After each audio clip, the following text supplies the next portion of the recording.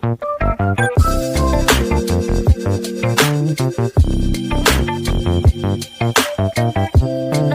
New Year, everyone! May you fill your new year with new adventures, accomplishments, and learnings.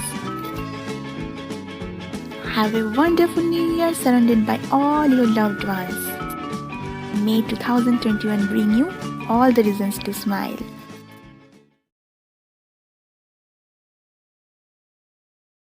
Hello, welcome once again to our channel Bioholic with your Friday educator Olivia.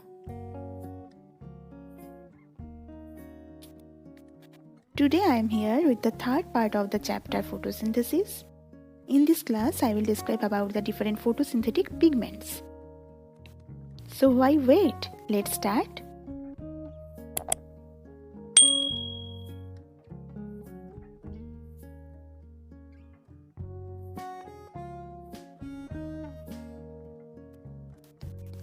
In the last two parts of photosynthesis, I have given you the brief introduction about photosynthesis, where I told you that the exact site of photosynthesis is the chloroplast that contains different pigments.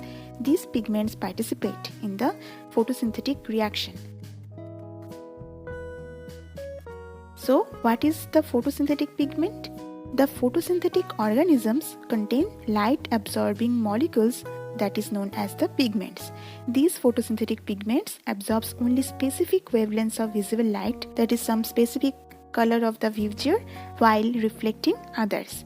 And the set of wavelengths absorbed by a pigment is its absorption spectrum.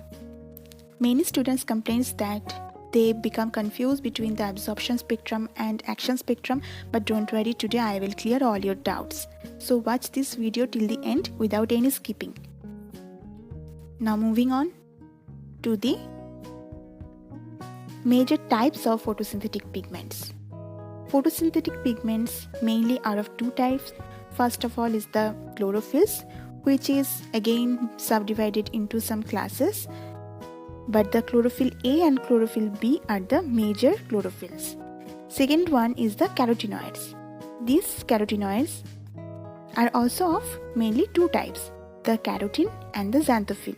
I have used here the green colors as both chlorophyll A and chlorophyll B are green pigments, while the carotene is an orange pigment and the xanthophylls are mainly yellow in color. Now first of all, let's learn briefly about the chlorophylls. The word chlorophyll comes from two Greek words, chloros, that means green, and phylon, which means leaf. And as I told, it is a green pigment. And chlorophylls are of many types: chlorophyll A, chlorophyll B, chlorophyll C, D and F. But the chlorophyll A and B are the most important pigments required for the photosynthesis process. And there is also another type of chlorophyll that is known as bacteriochlorophyll that is present in the photosynthetic bacteria. Okay. Now let's know about the distribution of these chlorophylls. Chlorophyll A is found in all photosynthetic plants except the bacteria. Chlorophyll B is found in higher plants and green algae.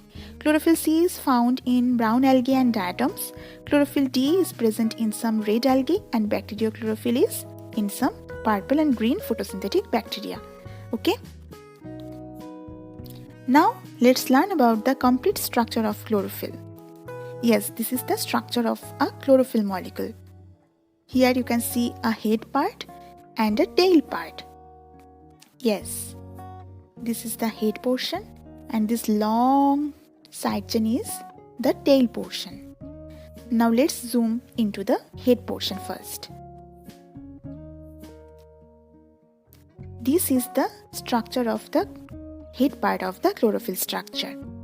So here a chelated magnesium atom is present at the center, and you can see that 4 chiral rings are present here. 1, 2, 3 and 4. These 4 chiral rings contains an N molecule or nitrogen molecule. Because of these 4 chiral ring, the head portion is also known as tetrapyrrolic head. And the magnesium ion is covalently bound with 2 N atoms and coordinately bound to the other two nitrogen atoms. The C3 or carbon 3 position is also called as the R position. This position is significant because here the structural difference of chlorophyll A and chlorophyll B lies. In case of the structure of chlorophyll A, at the R position there is a methyl group, that is CH3 group, and in case of the chlorophyll B there is no methyl group, rather than there is CHO group. Okay, only this portion differentiate the chlorophyll A and chlorophyll B. And from the carbon 7 position, the side chain, that is the tail portion of chlorophyll, begins. And here you can see beside the fourth chiral ring there is another ring structure that is called as cyclopentanone ring. Clear? Now the tail portion. So as I said that it starts from the C7 position of the head and it is a 20 carbon long hydrocarbon chain, and it is also called as phytol side chain or phytol tail.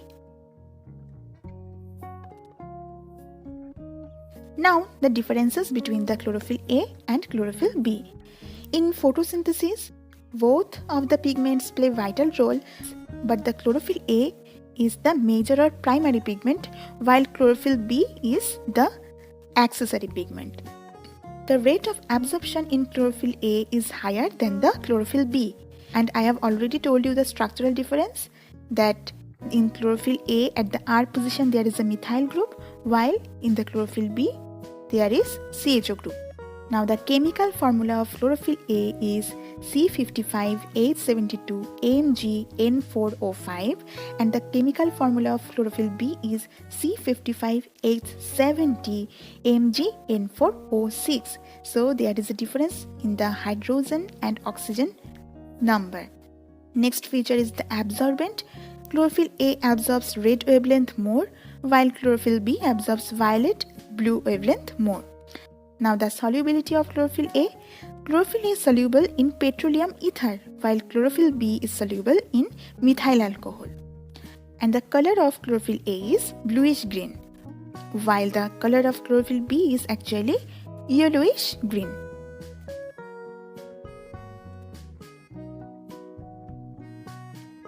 Now the next type of pigment, that is the carotenoids.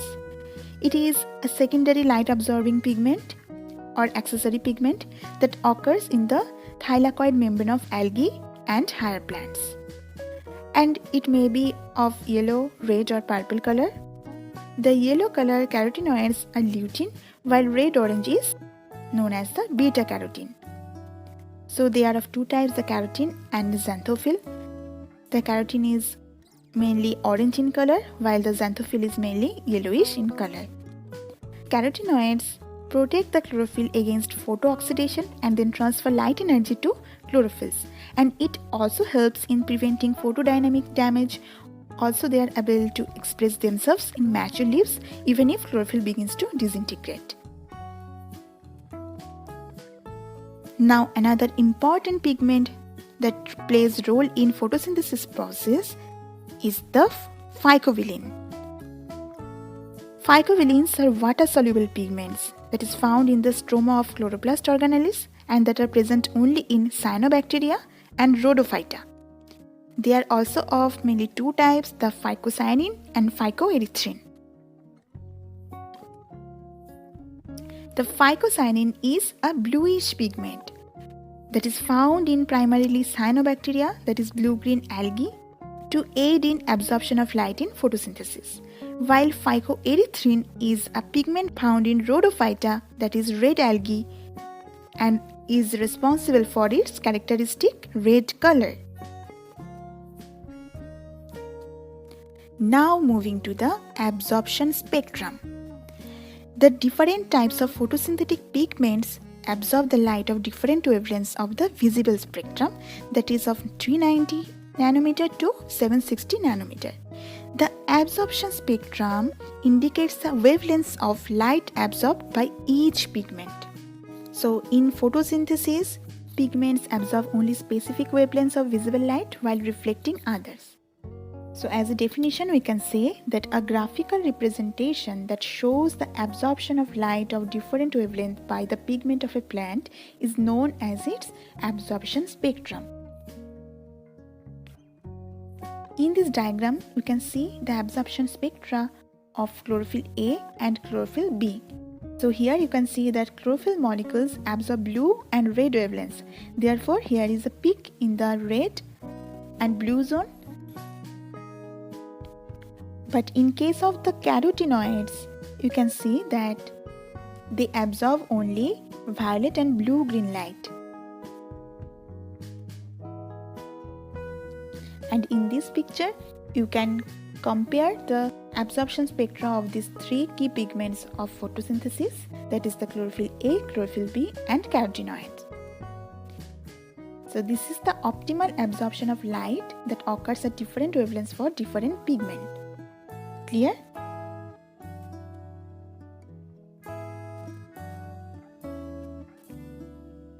So now what is action spectrum? The action spectrum indicates the overall rate of photosynthesis at each wavelength of light.